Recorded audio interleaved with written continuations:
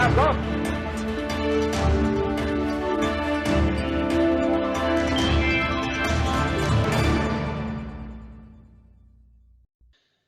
The morally and bankrupt economically, ANC South Africa just got their asses kicked in the International Court of Justice in The Hague.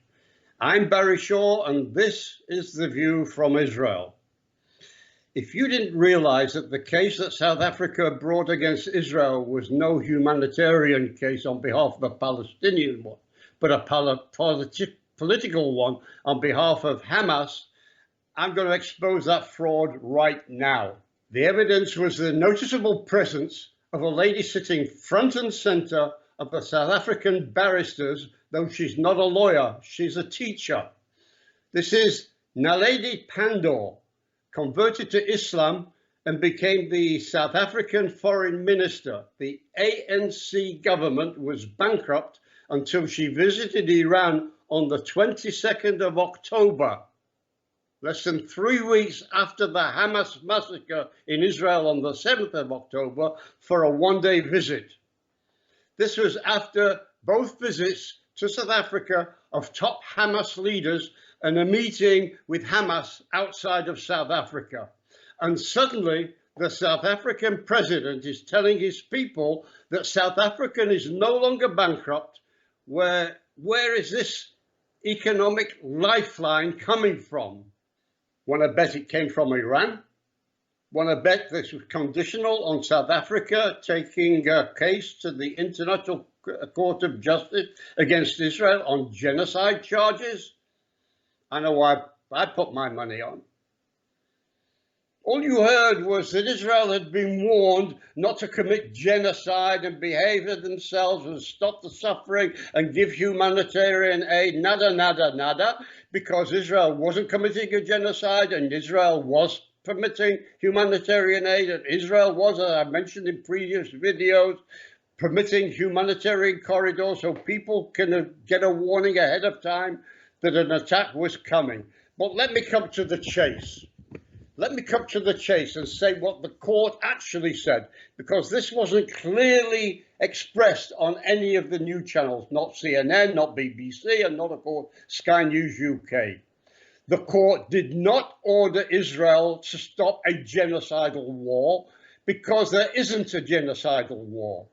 The criminal court didn't even ask for a ceasefire from Israel as South Africa demanded. And here comes the biggest news of all. The court demanded that Hamas release all the hostages immediately and unconditionally. And if you notice that one word was specifically missing from even the verbiage of the president of the International Court of Justice. And that word really was Hamas. You heard about the Palestinians all the time. You never really heard the word Hamas and what this war is all about. Because Hamas is a Palestinian genocidal terror organization, and the vast majority of Palestinians fully support Hamas in their publicly stated genocide against all Jews and Israel. So when Israel, after the genocidal attack on Israel on the 7th of October, went to war to eradicate the evil of Hamas, this is being interpreted as if Israel is committing a genocide against all Arabs who call themselves Palestinians. This is an egregious and a deliberate error, so the court has yet to address, and it failed to do so in its summation on Friday. And this is a reflection of what is going on in Western civilization these days. The West has lost its moral compass. So what must be done?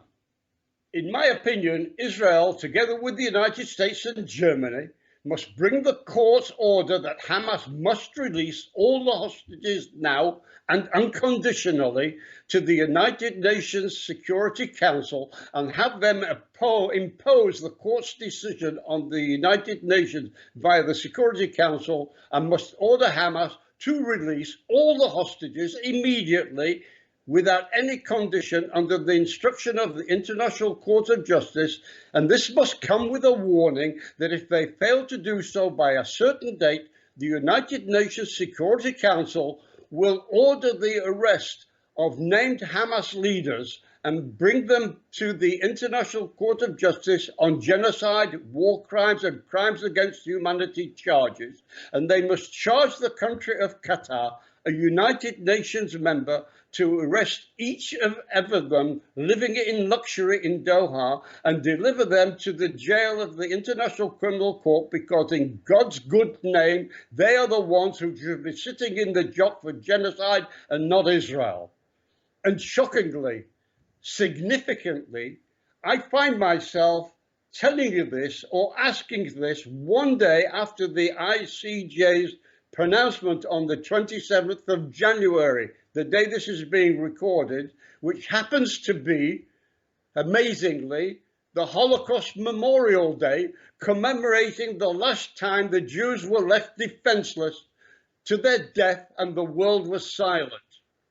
Then the anti-Semites lost their voice out of shame and guilt. But it seems that in the last few months, ever since that awful black day of the 7th of October, Jew haters are out in force in an orgy of celebration, baying for the blood of Jews and in their wild pursuit of Jews. This is personified by the Jewish state of Israel being pursued in the highest court in the world on fraudulent genocide charges, is a universal reflection of the Jew haters on American campuses, for instance, who chased Jewish students into barricading themselves behind locked doors of American campus libraries in fear for their lives. This is the world we're living in today, for shame. The world has become an orgy of pursuing Jews, and the International Court of Justice has become the highest, most universal symbol of this dangerous recklessness. It is time for the world to find its moral compass and silence the Jew haters once again. This has to be the International Criminal Court of Justice and the United Nations now. Please share this video, click the like button, and if you want to receive further videos, click on the subscribe button down below. I'm Barry Shaw, and this is The View from Israel.